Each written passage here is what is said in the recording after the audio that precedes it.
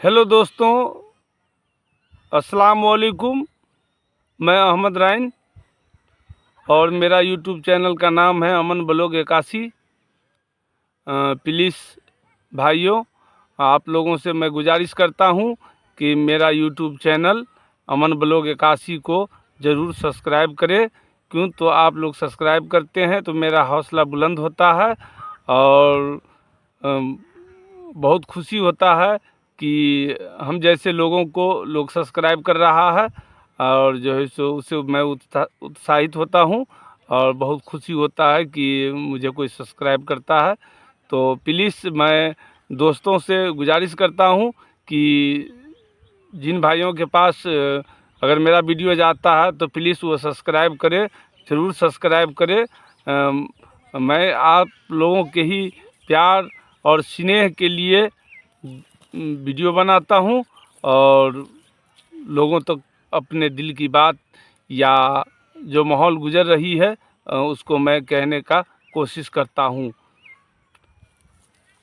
तो भाइयों, मैं आज ये कहना चाहता हूं आप लोगों से कि नए साल से इधर मैं कभी एक भी वीडियो नहीं बनाया, लेकिन आज मेरे मन में आया कि नहीं वीडियो बनाना चाहिए। तो दोस्तों, मैं आज वीडियो बना रहा हूँ। वीडियो इसलिए बना रहा हूँ कि देश का माहौल आप सब जानते हैं कि देश का माहौल किधर जा रहा है और क्या क्या हो रहा है देश में। तो रवीश कुमार पहले ही कहे थे कि टीवी आपको एक दिन बीमार बना देगा और आपके दिमाग में जहर भर देगा। तो वो दिन अब रिजल्ट के रूप में आ रहा है और देख भी रहा हूँ कि हकीकत में जितने लोग टीवी देखते हैं अक्सर आदमी के दिमाग में जहर सा भर गया है। देश का कोई भी मुद्दा उसको नज़र नहीं आ रहा है, देश का कोई भी परिस्थिति उसको नज़र नहीं आ रहा है, देश किस मुकाम पे जा रहा है उससे कोई लेना देना नहीं है। इसीलिए टीवी लोगों के मन में, दिमाग में, नज़र में जहर भर दिया है। न महंगाई से उसको कोई लेना देना है, न किसी तरह का जो माहौल है उससे कोई लेना देना है। तो दोस्तों, मैं आज वीडियो इसलिए बना रहा हूँ कि जनवरी महीना में अयोध्या में श्री राम जी के मंदिर का उद्घाटन है। तो ये उद्घाटन महज एक इत्तेफाक नहीं है और ये उद्घाटन केवल मंदिर का उद्घाटन नहीं है, ये 2024 का शुभारंभ कहिए, 2024 के जो चुनाव हैं उसका प्रचार प्रसार कह लीजिए। कांग्रेस का अपना स्टैंड है प्रचार करने का, लोगों को लुभाने का, और बीजेपी का अपना स्टैंड है लोगों को प्रभावित करने का, लोगों का दिल जीतने का, लोगों का दिमाग में जो है सो एक ही चीज़ भरने का। तो मैं आप लोगों से गुजारिश कर रहा हूं कि जो भी भाई मेरा वीडियो देखे वो सब्सक्राइब और शेयर ज़रूर करे, लाइक ज़रूर करे। तो भाइयों, मैं ये कहना चाहता हूं आज कि आप देखे हैं कि एक दिन का चक्का जाम था तो 20 रुपये वाला प्याज 40 रुपये हो गया, 15 रुपये वाला आलू 30 रुपये आलू हो गया, और बाकी चीज़ के बारे में तो हर आदमी इस्तेमाल करता है तो सब कुछ आप लोग जानते ही होंगे। तो इससे पहले 2002 में लंबा रणनीति के तहत मोदी सरकार गोधरा में कांड करवाए थे और उसी कांड से वो इतने उत्साहित हुए और लोगों के मन में, नज़र में बस गए। क्यों तो लोग पाठ भी वही पढ़ रहा है जो पढ़ाया जा रहा है और अपने घर को, अपने बच्चे को और अपने बारे में नहीं सोचता है कि हमारे बच्चे का भविष्य कहाँ जा रहा है, हमारे घर में लोगों का स्वास्थ्य कैसे अच्छा होगा, सड़क बिजली पानी कैसे अच्छा होगा, हम लोग सस्ता में ज़िंदगी कैसे जिएंगे। देखते हैं कहीं चुनाव होता है तो 400 का सिलेंडर मिलता है, 450 का सिलेंडर मिलता है और हम उसी देश में रहते हैं तो हम 1000 का जो है सो 1000 का सिलेंडर भराते हैं। और अभी तो 1200 रुपया था और 200 रुपया कम किया गया है, चाहे चुनाव की वजह से हो या जो भी वजह हो, लेकिन जो है सो 200 रुपया कम किया है। तो 1000 रुपये हम लोग बिहार में गैस सिलेंडर ले रहे हैं और अपन जीवन यापन कर रहे हैं। तो मेरा कहना ये है दोस्तों कि आप सब समझदार आदमी हैं और सब आदमी हमसे काबिल हैं। तो मैं यही कहना चाहता हूँ कि प्रधानमंत्री एक है, देश हमारा एक है, लेकिन कहीं 400 का सिलेंडर बिक रहा है, कहीं 450 का सिलेंडर बिक रहा है, कहीं 500 का सिलेंडर बिक रहा है और हम उसी देश में 1000 रुपये सिलेंडर ले रहे हैं। कहीं जो कृषि लोन है वहाँ 3 लाख 4 लाख 2 लाख 1 लाख माफ़ हो रहा है और हमारे ऊपर अगर 25,000 रुपया है तो बार बार पुलिस आता है कि आप पैसा जमा कीजिए, नहीं तो आपकी कुर्की जब्ती होगी, ये कहा जाता है, पुलिस के द्वारा धमकाया जाता है। और देखिए इसी देश में कुछ लोग ऐसे खुशनसीब है जहां उनका कर्जा माफ़ किया जाता है, गरीबों का, किसानों का, और सिलेंडर सस्ता है और पता नहीं क्या क्या उन लोगों को मिला है जो चुनाव में जो दिए थे, दावा किए थे कि हम ये देंगे। तो देख ही रहे हैं कि चुनाव के बाद जो है सो उन लोगों को सिलेंडर 400-450 का मिल रहा है, लेकिन हम उसी देश में हैं तो हमें 1000 का मिल रहा है। अगर हम किसी तरह का सही बात कहें तो लोग कहेंगे कि देशद्रोही है, इसको देश से मोहब्बत नहीं है और ये अनाप शनाप बकते हैं और ये देशद्रोही काम करते हैं। तो कानून व्यवस्था का भी हाल तो आप देख ही रहे हैं कि सुप्रीम कोर्ट के जज जो है उसको हटाने के लिए कितना प्रयास किया जा रहा है और हर बार कोई ना कोई मुद्दा आता है, हर साल मुद्दा आता है। कभी कोरोना मार दिया लोगों को, कभी किसान आंदोलन, कभी पहलवानों का आंदोलन, और अभी ड्राइवर के लिए जो कानून बनाए हैं, क्या आपको अच्छा लगता है कि जो ड्राइवर 5,000, 8,000, 10,000, 15,000 रुपया तक का महीना कमाता है और कमा के अपने बाल बच्चा का पोषण पालन करता है, अगर किसी तरह का उसके साथ अगर दुर्घटना होती है तो क्या वो उनके पास वो औकात है, वो 7 लाख रुपया जमा किए हैं या 10 लाख रुपया जमा किए हैं कि वो उस पीड़ित को दे सके? घटना तो नहीं होना चाहिए, घटना किसी के साथ हो सकता है, लेकिन मैं ऊपर वाला से कहता हूं कि किसी के साथ इस तरह का घटना न हो। पैसा का तुलना तो हम इंसान से कभी कर नहीं सकते हैं, लेकिन फिर भी अचानक इतना बड़ा देश है, गाड़ी चलती है तो हमसे भी गलती हो सकता है या औरों से गलती हो सकता है। तो मेरा कहना है कि ये सरकार कानून बनाता है इसलिए कि उसे जनता का वोट चाहिए नहीं, वो जनता का वोट तो यूं ही लपेट लेते हैं। और जिस राजनीतिक दल को अगर जनता का वोट चाहिए, ऐसा कठोर कानून, ऐसा सख्त कानून वो सरकार कभी नहीं ला सकता है। तो बीजेपी का सरकार एक ही बात सोचती है कि मैनिपुलेट करके जो है सो हम किसी तरह तो जीत ही जाएंगे और संसद हमारा हो ही जाएगा, राज्यसभा में भी और लोकसभा में भी, और हम जो चाहे वो हम जो है सो कानून पास कर सकते हैं। तो देखिए करीब इस देश में लगभग, मुझे पूरा जानकारी नहीं है, लेकिन 18 करोड़ जो 18 लाख जो है सो ड्राइवर है या उससे भी ज़्यादा होगा। 18 लाख का आंकड़ा मुझे मिला है कि 18 लाख जो है सो ड्राइवर है और उस ड्राइवर के लिए क्या क्या कानून लगाया जा रहा है। देखिए जो मेहनत करके पसीना बहा के जो कमाना चाहता है, अपने बाल बच्चों को गुजारा करवाना चाहता है, उस पर क्या क्या कानून लगता है। लेकिन जो देश से लूट के चला गया, जो देश में रह के देश के लिए देश में लूट रहा है, उसके लिए कोई कानून नहीं है। उसके बचाव में सारे अंधभक्त खड़े हो जाते हैं और ऐसे खड़े होते हैं कि मीडिया का तो नाम ही नहीं लीजिए कि इस देश का मीडिया कहाँ लेके जाएगा इस देश को, ये तो खुदा ही जानता है।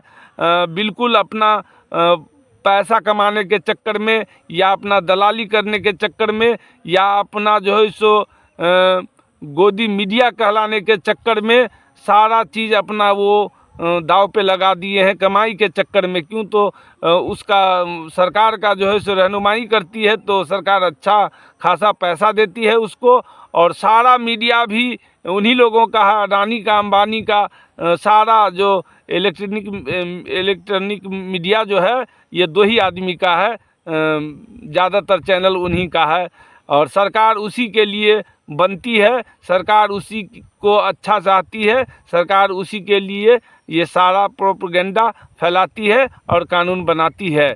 देखिए एक मज़दूर जो मज़दूरी करता है उस पर क्या क्या कानून लगता है, 3-3 साल तक जमानत का अर्जी स्वीकार नहीं किया जाता है एक गरीब के लिए, और एक वो है जो सारे दौलत लूटे बैठे हैं लेकिन उस पर सरकार पूरे ताकत के साथ खड़ी है और उसको बाल बाका नहीं होने दे रहा है। कुछ सच्चे लोग मीडिया में, जर्नलिस्ट में या हुकूमत में जो हाकिम है उन लोगों के पास भी अभी इंसानियत बचा हुआ है, समय समय पे वो आवाज़ उठाते हैं अपना, लेकिन न सुनने वाला का तादाद इतना है कि सुनाने वाला का कोई सुनता ही नहीं है। तो इसीलिए भाइयों और दोस्तों मैं आप सभी से गुजारिश करूंगा कि कोई सोशल मीडिया पे कोई अनाप शनाप बात न बोले सरकार के बारे में या राम मंदिर के बारे में या उसके उद्घाटन के बारे में बिल्कुल न बोले। बोलने से कुछ नहीं होता है, आग लगता है। आप धैर्य रखिए, धैर्य से सुनिए और देश में जो भी कानून लागू होता है, हम इस देश का अस्थायी निवासी है, हमें तो झेलना पड़ेगा, लेकिन सबसे ऊपर हमारा अल्लाह ताला है, हम उन पे भरोसा रखें ज़्यादा से ज़्यादा, सबसे ज़्यादा, और हम उन्हीं के बदौलत इस दुनिया में आए हैं और वो जब चाहेंगे हमें ले जाएंगे और इस देश का कानून धारा का धारा रह जाएगा। और कुछ लोगों को परेशान तो बहुत करता है, लेकिन क्या कीजिएगा, ये सब भी अल्लाह ही का देन है कि इस तरह का हुकूमत इस देश में चल रहा है जो बहुत लोगों को बहुत परेशान किया जा रहा है। अभी लखनऊ में एक इलाके का नाम है अकबरपुर, वहाँ 1600 का बस्ती था, उस बस्ती को उजाड़ दिया गया है। लेकिन जो बिल्डर, जो प्रॉपर्टी डीलर, जो सरकारी ज़मीन पे अपना बंगला बनाए बैठे हैं और बेच रहे हैं, उसका बंगला पे बुलडोज़र नहीं चलेगा। और आप जानते हैं कि हमारे देश में अभी दूसरा चहल पहल है राम मंदिर को लेकर के, तो राम मंदिर को लेके दूसरा चहल पहल है, तो हर जगह से, नेपाल से, बिहार से और अन्य राज्यों से लोगों को काफ़ी संख्या में बुलाया गया है उद्घाटन समारोह में शामिल होने के लिए। तो इससे पहले अभी देखिए कि 2 लड़का राम मंदिर को उड़ाने का जो धमकी दिया था, तो कोई जो इलेक्ट्रॉनिक मीडिया है वो नहीं दिखा रहा है, लेकिन भंडा फूट चुका है कि वो दोनों ही लड़का, एक राजपूत है और एक जो है सो पांडे है, ब्राह्मण है, वो मुसलमान के नाम से फेक आईडी बना करके और वो राम मंदिर को उड़ाने का जो है सो धमकी दिया था और वो पकड़ में आ गया।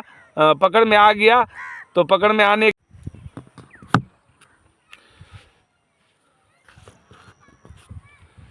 तो दोनों लड़का पकड़ा गया है। दोनों लड़का हिंदू है और दोनों बड़े जाति से ताल्लुक़ रखते हैं, इसीलिए इलेक्ट्रॉनिक मीडिया ज़्यादा प्रचार प्रसार नहीं कर रहा है कि बिल्कुल दिखा ही नहीं रहा है कि वो लड़का जो धमकी दिया था राम मंदिर को उड़ाने का, वो दोनों हिंदू है और दोनों, एक पांडे है एक राजपूत है, दोनों पकड़ा गया है। लेकिन इस चीज़ को पूरे भारत में फैला दिया कि मुसलमान राम मंदिर को उड़ाने का धमकी दे दिया है उद्घाटन के दिन, लेकिन जब वो दोनों पकड़े गए हैं तो उसका नाम खुल गया है, उसका एड्रेस खुल गया, आईडी खुल गया है। तो वो सारे आदमी बीजेपी के आदमी थे और जो इस तरह का करतूत किए हैं और इंशाअल्लाह मुसलमान को कोई फ़र्क नहीं पड़ता है कि वो राम मंदिर का उद्घाटन करे या जो भी करे, अपना उसका मंदिर है, उसका आस्था जुड़ा हुआ है उससे, तो वो मंदिर का उद्घाटन करे। अच्छी बात है कि वो बड़ी धूमधाम से बहुत खर्चा करके मंदिर बनवाया है और उसका हक है, अधिकार है जो मंदिर को वो बनाया है तो, और वो उद्घाटन करने का अधिकार रखता है और सब कुछ उसके सामने हो रहा है। तो मेरा कहना ये है कि आप मंदिर का उद्घाटन करो या चाहे कितना भी करोड़ हज़ार करोड़ रुपया खर्चा करो, कोई मेरे ही ऊपर आने वाला तो है नहीं। इस देश का एक एक जनता पे वो पैसे का लोड जाने वाला है, अभी लगा हुआ है उद्घाटन करने में। उद्घाटन करने के लिए कोई दिक्कत नहीं है।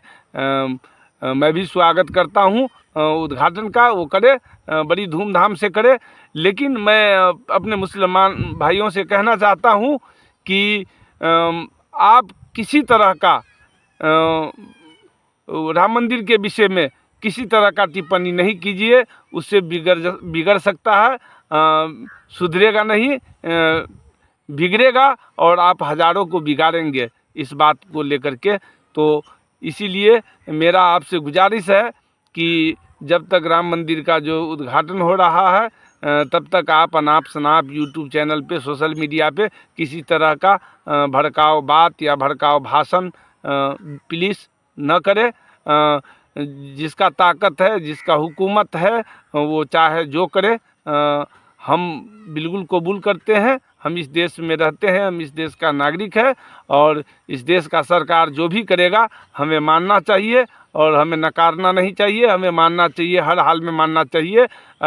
इस पे कुछ आदमी टिप्पणी भी करेंगे या कमेंट करेंगे कि आप ऐसा बोल रहे हैं या वैसा बोल रहे हैं, तो भाई मैं आपके लिए ही नहीं, मैं सारे लोगों के लिए अच्छी बात कह रहा हूँ कि अगर मैं मान के चलिए कि मैं 10 मिनट का 15 मिनट का भड़काऊ भाषण दे करके अगर मैं जो है सो वीडियो डालता हूँ, उससे मुसलमान का भला नहीं होगा, जहाँ तक बुरा होगा।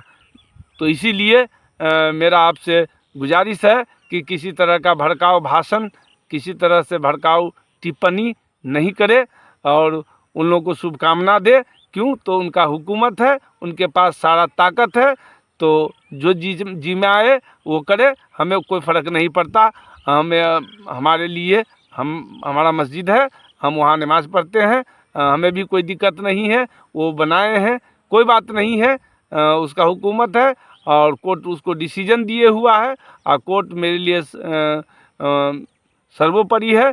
तो हम कोर्ट का अवहेलना न करें और जो है सो उसके कार्यक्रम में या उसके समारोह में हम बोल करके किसी तरह का जो है सो विवादित बोल हम किसी तरह का उलझन लेना नहीं चाहते हैं। हमारा रखवाला अल्लाह है और हम उसी के आश्रय जीते हैं और हम किसी कानून और किसी तरह का जो है सो किसी भी शक्ति से नहीं डरते हैं। हमें अल्लाह पे भरोसा रखना चाहिए और हमें अल्लाह से मदद मांगना चाहिए और अल्लाह से दुआ करना चाहिए कि जब तक हम लोगों का ज़िंदगी है, अल्लाह यूं ही सही सलामत रखे और किसी तरह का कठिनाई नहीं हो। और एक बात और कह रहा हूँ कि समाचार कम से कम टीवी तो देखना बंद कर दीजिए। क्यों? तो अगर आप टीवी देखते हैं तो आपको अनेक तरह का बीमारी होने का आशंका होगा। ये मैं कह रहा हूँ, मैं कोई मीडिया कर्मी नहीं हूँ, मैं आम लड़का हूँ गांव का, लेकिन मैं इसलिए कह रहा हूँ कि आज जो इलेक्ट्रॉनिक मीडिया पे जो समाचार चलता है, कुछ चैनल तो ऐसा है कि गाजा, हमास और इजराइल के सिवा पता नहीं उनको कितना पैसा मिला है, केवल उन्हीं को दिखाता है, उसके पास और कोई समाचार नहीं है, बिल्कुल कोई समाचार नहीं है। वो इलेक्ट्रॉनिक मीडिया है। लेकिन मैं जब भी देखता हूँ रास्ते पे कि वो चैनल चल रहा है, तो मैं चैनल का नाम नहीं बताऊंगा, आप लोग खुद समझदार आदमी हैं कि कौन सा चैनल किसका है और कौन सा चैनल कौन सा समाचार सुना रहा है। तो मेरा कहना यह है भाइयों कि आप टीवी देखना बिल्कुल बंद कर दीजिए, बिल्कुल बंद कर दीजिए। नहीं तो ऐसा धधकता हुआ जो है सो सवाल और जवाब और घटना अहंकार से भरा हुआ ऐसा दिखाएगा कि आपको बीपी का बीमारी नहीं है तो बीपी हो जाएगा, हार्ट का बीमारी नहीं है तो हार्ट से ग्रसित हो जाएंगे आप। तो इसीलिए अपना काम और अपना धंधा लगन और मेहनत और ईमान के साथ कीजिए और टीवी को देखना बिल्कुल बंद कर दीजिए।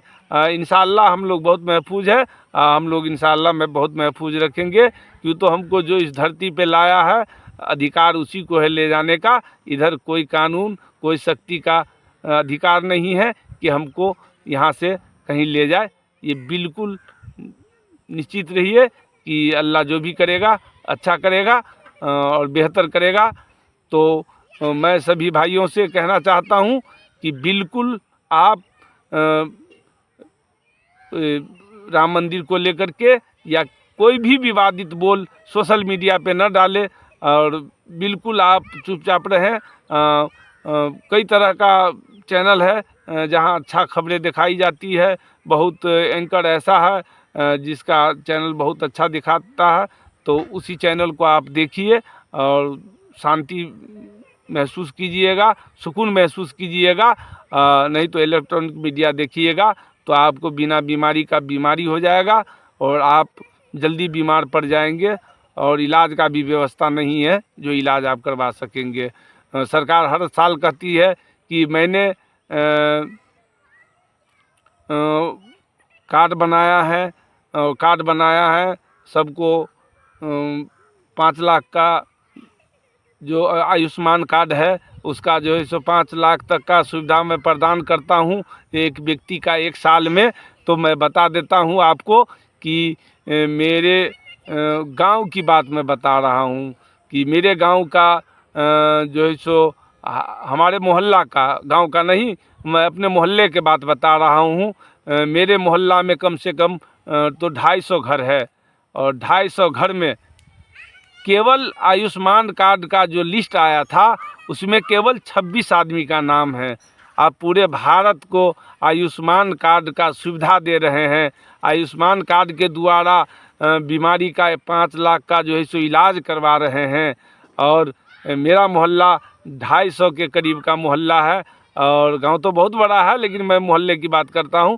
मेरे मोहल्ला में केवल आयुष्मान कार्ड का मैं लिस्ट देखा तो केवल 26 आदमी का उस लिस्ट में नाम है। उसमें आधा आदमी का नाम सही है, उसका आयुष्मान कार्ड बन गया है और आधा आदमी का नाम गलत है, तो नाम रहते हुए लिस्ट में उसका आयुष्मान कार्ड नहीं बन पाया। मैं काफ़ी आदमी को संघर्ष भी किया कि मैं बना दूं ताकि भविष्य में काम आएगा, लेकिन वो रिजेक्ट पे रिजेक्ट होता गया। मैं ऑनलाइन करता रहा लेकिन नहीं बन पाया। तो अब अंदाज़ा लगा सकते हैं कि 250 घर में केवल 26 आदमी का लिस्ट में आना आयुष्मान भारत में, और उसमें 26 आदमी में 15 आदमी का आयुष्मान कार्ड बना है केवल, बाकी आदमी का नाम गलत, शब्द गलत है, तो इसीलिए आयुष्मान कार्ड नहीं बन पाया है उसका। तो आप अंदाज़ा लगा सकते हैं कि सरकार ढिंढोरा पीटती है कि आयुष्मान कार्ड मैं ऐसा अनोखा कार्ड लाया हूं जो हर गरीब अब सीना तान के 5 लाख तक का इलाज करवा सकता है, सीना ठोक करके। लेकिन ज़मीन पे हकीकत ऐसा कुछ भी नहीं है। मैं दावे के साथ कहता हूं कि 250 के बस्ती में, 250 मोहल्ला है, 250 के बस्ती में केवल 26 आदमी का नाम है, उसमें 15 आदमी का आयुष्मान कार्ड बना है, बाकी आदमी का आयुष्मान कार्ड का लिस्ट में नाम नहीं है, तो कभी बन नहीं सकता। तो उसको सुविधा या आयुष्मान कार्ड योजना के तहत जो सुविधा मिलती है वो सुविधा कहाँ मिलेगी।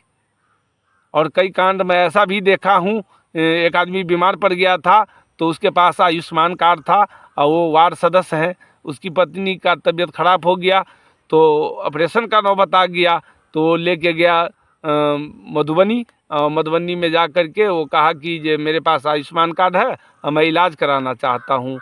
तो उस आयुष्मान कार्ड से ऑपरेशन नहीं हुआ, उसको 75,000 रुपया इलाज में लग गया। ये है आयुष्मान कार्ड का असलियत। मैं ये नहीं कहता हूँ कि आयुष्मान कार्ड गलत है। मैं सोशल मीडिया पे देखता हूँ बहुत लोगों को भला भी हुआ है, आयुष्मान कार्ड के अंतर्गत भला भी हुआ है, लेकिन जहाँ हम रहते हैं वहाँ इस तरह का सुविधा नहीं है और नाम भी नहीं है लोगों का जो इलाज करा सकेगा।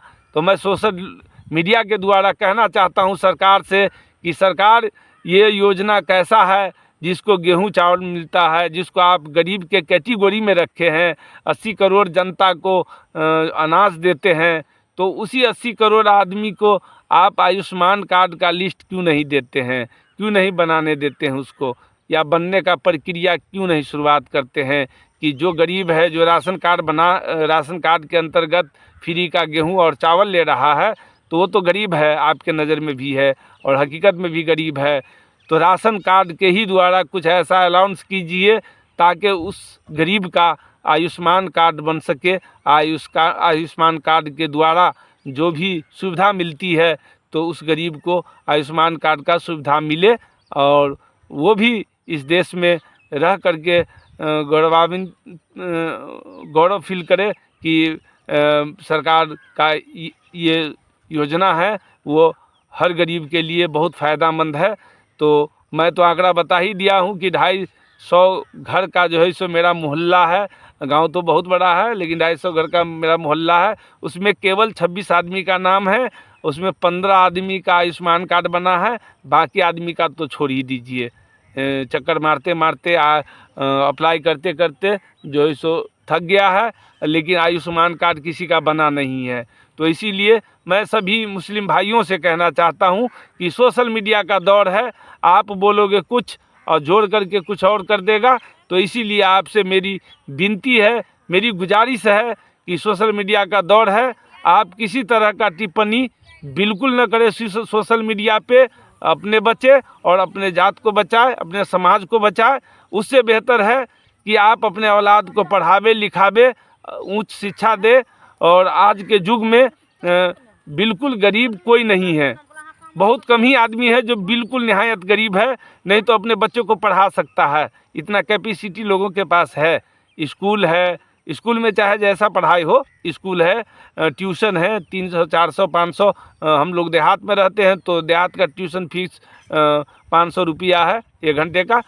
तो हम सारा चीज़ को देखते हुए सबसे पहला जोर दे पढ़ाई लिखाई पे कि हम अपने बच्चे को पढ़ाएं और सऊदी और कतार और मलेशिया के चक्कर में बच्चे को आधा अधूरा नहीं पढ़ाए, बच्चे को आगे बढ़ाए और बच्चे को पढ़ाए।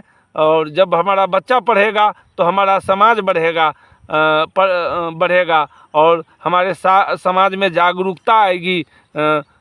और इसीलिए मैं सभी भाइयों से गुजारिश करता हूँ कि प्लीज़ एक शाम कम खाना खाइए, लेकिन इंशाअल्लाह बच्चे को पढ़ाइए, अपने बेटा को पढ़ाइए, अपनी बेटी को पढ़ाइए, ज़मीन मत खरीदिए। पढ़ाई के चक्कर में पढ़ाई नहीं टूटना चाहिए, बच्चे को पढ़ाई सबसे ज़रूरी। अगर देश में आज देश में अगर सबसे बड़ा हथियार है तो वो पढ़ाई है। अगर आप पढ़ाई करते हैं तो चांद को छूना आपके लिए कोई बड़ी बात नहीं है, नहीं तो ऐसे इस ख्वाब में देखते रहेंगे आप चांद को। अगर आप पढ़ाते हैं बच्चे को तो इंशाअल्लाह चांद को छूना कोई बड़ी बात नहीं है। पढ़ाई में वो ताकत है कि वो चांद को छू सकता है। और सोशल मीडिया का दौर है, मैं सोशल मीडिया पे जगह जगह से देख रहा हूँ कि बहुत गरीब किस्म के लोग हैं, IAS कर रहे हैं, IPS कर रहे हैं और अनेक तरह का जो विभाग है उसमें हाकिम बन रहे हैं। तो बहुत खुशी होती है जब किसी का बच्चा पढ़ लिख के अपने माता और पिता का नाम रोशन करता है, तो बहुत खुशी होती है हमको कि जैसे चलो किसी आदमी का लड़का है या लड़की है, उसे दिल से हम बधाई भी देते हैं, उसके लिए दुआ भी करते हैं कि या अल्लाह ऐसे ही हमारे समाज को आगे बढ़ने की तौफीक दे और अपने अपने बच्चे को आगे बढ़ाने का काम करे और बच्चे को ज़रूर पढ़ाएं। इधर उधर के बात में न रहे, बच्चे को जहाँ से भी हो, जैसे भी हो, बच्चे को उस लायक बनाएं जो कल हमारा भविष्य अगर खतरे में होगा वो पढ़ा लिखा नौजवान और हमारे भविष्य को बचाएगा, बचाने का काम करेगा, हम लोगों को भी सहयोग करेगा। इस आशा के साथ मैं अपना वीडियो को बंद करता हूं और लास्ट में एक बात कहता हूं कि मैं बिहार का हूं और बिहार में अभी नीतीश बाबू बहुत वैकेंसी निकाले हैं टीचर का, तो मैं स्वागत भी करता हूं। काफ़ी बेरोज़गारों को रोज़गार मिली है, ये बात सच है। लेकिन एक बात और भी कहना चाहता हूं कि नीतीश बाबू, हम बिहारी कहीं भी जाते हैं भारत के कोने कोने में कहीं भी, तो हमारा इज्जत एक बिहारी से ज़्यादा नहीं है। आप नेता है, आप जाते हैं दिल्ली में, आप फ्लाइट से जाते हैं, आपके लिए हज़ारों गाड़ियां होगी, लेकिन हमारे जैसे बिहारी रोड पे मोहल्ले में हर जगह जलील होता है, हर जगह जलील होता है। चाहे वो कर्नाटक हो, चाहे वो चेन्नई हो, चाहे वो मुंबई हो, चाहे वो गुजरात हो या यूपी हो, और आप वैकेंसी निकालते हैं तो अपना नाम कमाने के लिए, आप अपना शोहरत कमाने के लिए, आप पता नहीं क्या एजेंडा है आपका, मैं तो नहीं जानता हूं कि आपका एजेंडा क्या है। आप झारखंड वाले को नौकरी दे रहे हैं, यूपी वाले को नौकरी दे रहे हैं, तो मैं इस पे कटाक्ष नहीं करूंगा। क्यों, तो ये देश सबका है और बिहार भी सबका है। ये मेरा मानना है, आपका मानना है कि बिहार है तो कहीं से कोई आकर के नौकरी कर सकता है, कोई भी यहाँ पे अपना रोजी रोटी कमा सकता है। हम उसको प्यार करते हैं, स्नेह देते हैं अपना, और बधाई भी देते हैं। लेकिन वही हम बिहारी, दुनिया में सबसे ज़्यादा मजदूर हम बिहारी है, तो हम बिहारी जब अदर स्टेट में जाते हैं तो हमें गधा से ज़्यादा नहीं समझा जाता है। ये कड़वी बात है, किसी को बुरा भी लगेगा, लेकिन मैं भी 18-19 साल दिल्ली में रह चुका हूँ और मुंबई में भी रह चुका हूँ, तो मैं देख चुका हूँ। और आज भी सोशल मीडिया पे मैं देखता रहता हूँ कि बिहारी के साथ क्या सलूक होता है अदर स्टेट में। अगर देश, हम मानते हैं कि हमारा देश एक है, तो यूपी वाला का भी बिहार है, तो बिहारियों का भी यूपी होना चाहिए। कर्नाटक वाला का भी बिहार है, तो बिहारी का भी कर्नाटक होना चाहिए। मराठियों का भी बिहार है, तो बिहारियों का भी महाराष्ट्र होना चाहिए। ये करके जलील नहीं करना चाहिए हमें कि अबे बिहारी तेरी औकात क्या है, तू बिहारी है, तू ये है वो है। सरकार इस पे, नीतीश बाबू थोड़ा ध्यान दीजिए। नौकरी दे रहे हैं, आपका क्या एजेंडा है वो आप जानिए। आप राजनीतिक दल है और आप मुख्यमंत्री है, आपका क्या एजेंडा है आप ही जान सकते हैं। लेकिन कभी 2 लफ्ज़ बोल दीजिए आप इलेक्ट्रॉनिक मीडिया पे कि हमारे बिहारियों को जो जगह जगह पे जलील किया जाता है वो क्यों किया जाता है, किसके द्वारा किया जाता है, कौन है वो लोग जो बिहारी को आदमी नहीं गधा समझता है। मैं मानता हूँ कि बहुत IAS लोग उठाते हैं अपना किताब और देखते हैं कि बिहार में इतना IAS है, इतना IPS है। ठीक है मानता हूँ मैं, लेकिन वो अपने जगह पे होंगे। लेकिन हालात देख लीजिए हमारा क्या हाल है। हम जगह जगह पे जलील हो रहे हैं, हम मजदूरी करते हैं, मेहनत करते हैं, मेहनत का कमाई मांगते हैं, हमें मारा जाता है, पीटा जाता है, जलील किया जाता है। तो मैं नीतीश बाबू आपसे निवेदन करूंगा कि आप कभी इलेक्ट्रॉनिक मीडिया पे बिहारी के लिए कोई ऐसा संदेश दीजिए ताकि देश में थोड़ा माहौल बने कि बिहारी को भी आदमी समझा जाए, गधा नहीं समझा जाए। तो इसीलिए नीतीश बाबू आपसे भी गुजारिश है कि आप ज़रूर बोले देश के सामने में कि हम बिहारी है तो क्या हुआ, हम मेहनत का कमाई खाते हैं, लूटा हुआ दौलत तो हमारा है नहीं, और लूट के हम बिहारी कभी खाते भी नहीं हैं। मेहनत करते हैं और मेहनत से खाते हैं, लेकिन हर जगह हमें जलील किया जाता है। प्लीज़ नीतीश बाबू आप इस पे कोई स्टैंड लीजिए और इलेक्ट्रॉनिक मीडिया में एक बार ज़रूर इस पे आप कोई सफाई दीजिए कि इस तरह के हमारे बिहारियों के साथ न हो। खुदा हाफिज़, सलाम।